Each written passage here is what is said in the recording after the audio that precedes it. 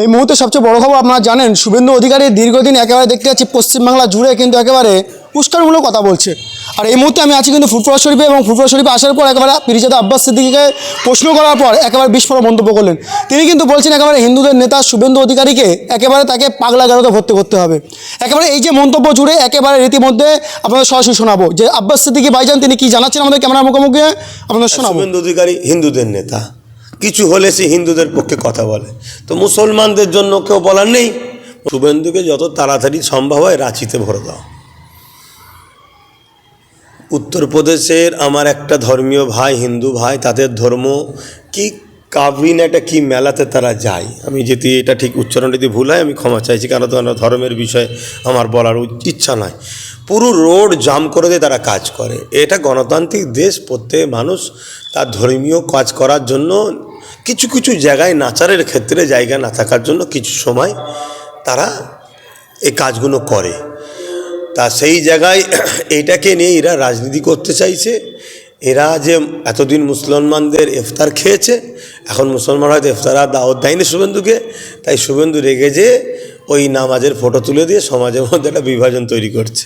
কিন্তু দুঃখের বিষয় রাজ্য সরকার ওকে ধরবে না, কারণ রাজ্য সরকার শুভেন্দুকে ছেড়ে রেখেছে। শুভেন্দু দাদা তুই মাঝে মাঝে চা খা আর মুসলমানদের বিরুদ্ধে খুব বল, যাতে করে মুসলমান ভয়ে তোমার কোলে থাকে, আর এই রাস্তাটা তুই আমার করে দে, এছাড়া অন্য কিছু নাই।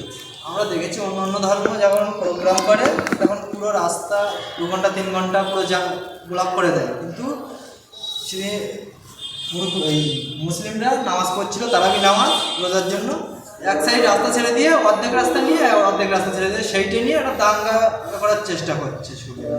তাহলে ভুল করেছে, পুরো রাস্তাটাই ঘন্টা ঘন্টা বন্ধ করে রাখা দরকার, কারণ কোনো রাস্তা ঘন্টা ঘন্টা বন্ধ থাকলে সেখানে সমালোচনা হয়নি। এই দরদ দেখাতে গেছে বলেই সমালোচনা হয়েছে। এক, দ্বিতীয় নম্বর, অন্যদের পিছনে তাদের গার্জেন আছে, আমাদের কেউ গার্জেন নেই, এই জন্য আমরা দোষ না করলেও কথা শুনতে হয়। 3 নম্বর কথা, দেশটা সমস্ত ধর্মের মানুষ, কেউ যদি ধর্ম করার জন্য কোনো রাস্তায় যেতে গিয়ে 2-3 ঘন্টা যায় এবং মানুষের যদি ট্রাফিকের সমস্যা না হয়, তার বিরোধী করার পক্ষেও আমি নয়।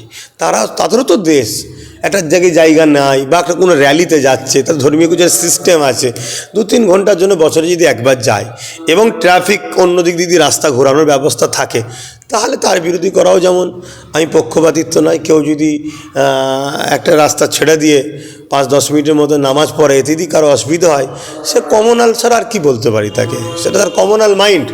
তবে আমি মনে করি মুসলমানদের এই কথা শুনতে হয় বারবার একটা কারণে, মুসলমানদের হাতে রাজ পাওয়ার নেই।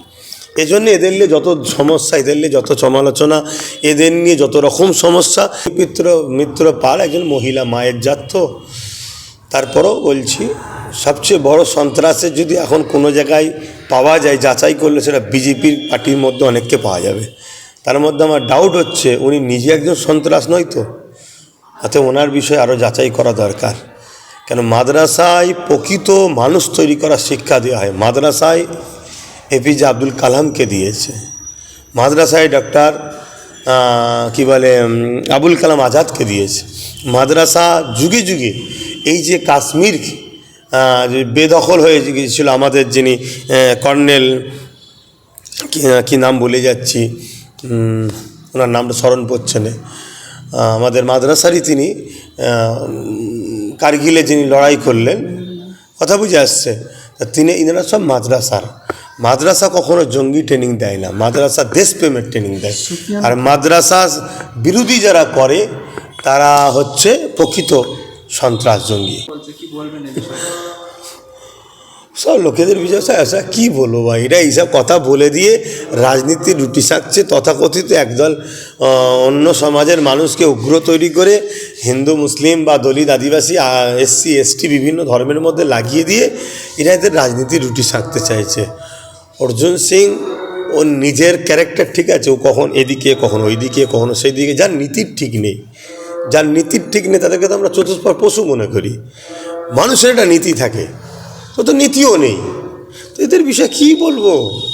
এরা শুধুমাত্র রাজনীতির জন্য এসব কথা বলছে।